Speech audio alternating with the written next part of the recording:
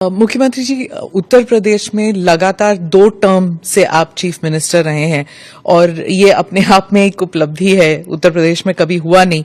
और आप longest serving chief minister भी हैं।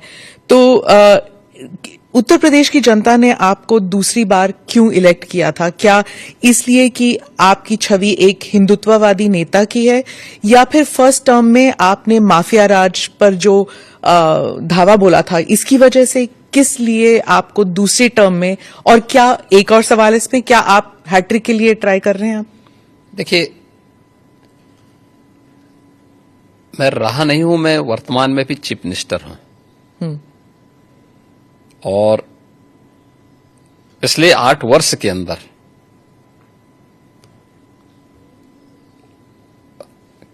अपनी पार्टी के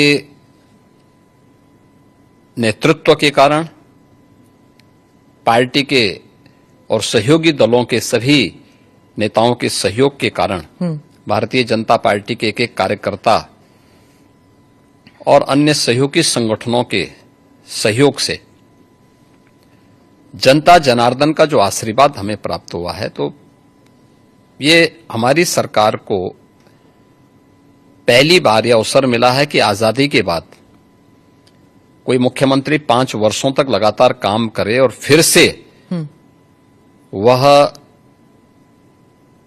2/3 मेजोरिटी के साथ दूसरी बार गवर्नमेंट बना ले। ये फर्स्ट टाइम हुआ था और यह भी उपलब्धि हमारे साथ जुड़ी थी। और पिछले 8 वर्ष से तो हम यहां सेवा कर ही रहे हैं।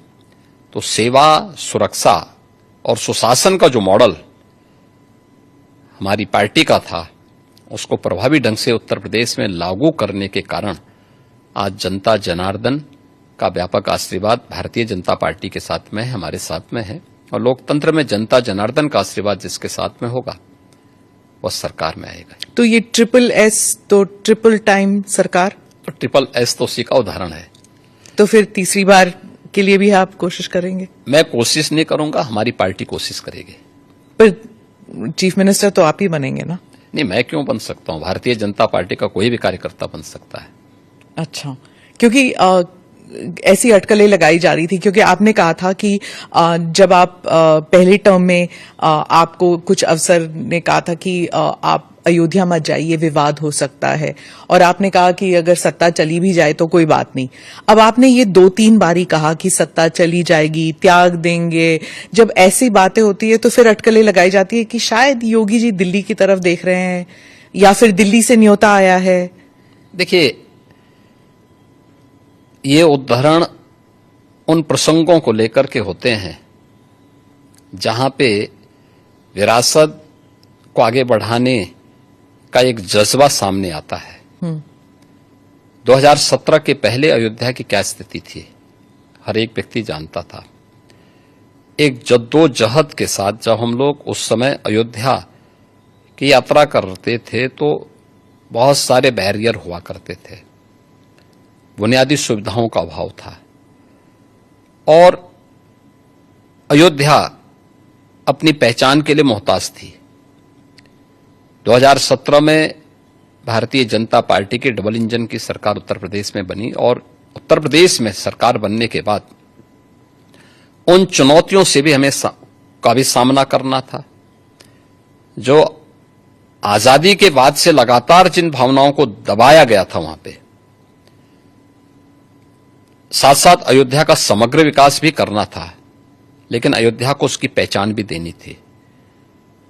और उसी में एक बड़ा तबका ऐसा था जो ये मानता था कि हमें इस प्रकार के मुद्दों को नहीं टच करना चाहिए, क्योंकि ये विवाद हो सकता है।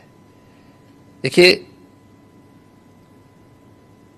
आप सत्ता में रहेंगे तो आपके लिए अनुकूल वातावरण भी होगा, प्रतिकूल भी होगा।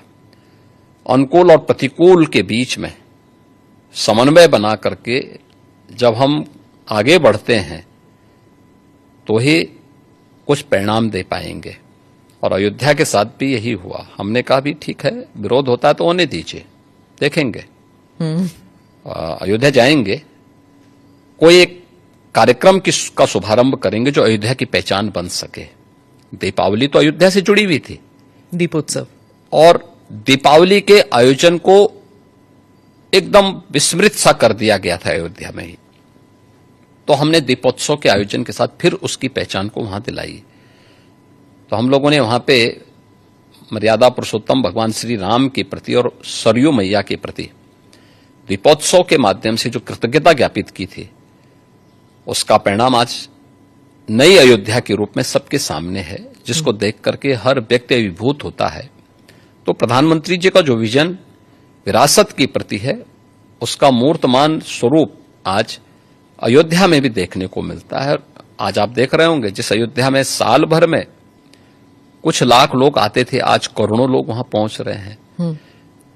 व्यवसाय वहां फल फूल रहा है, लोगों को अनेक अवसर प्राप्त हो रहे हैं।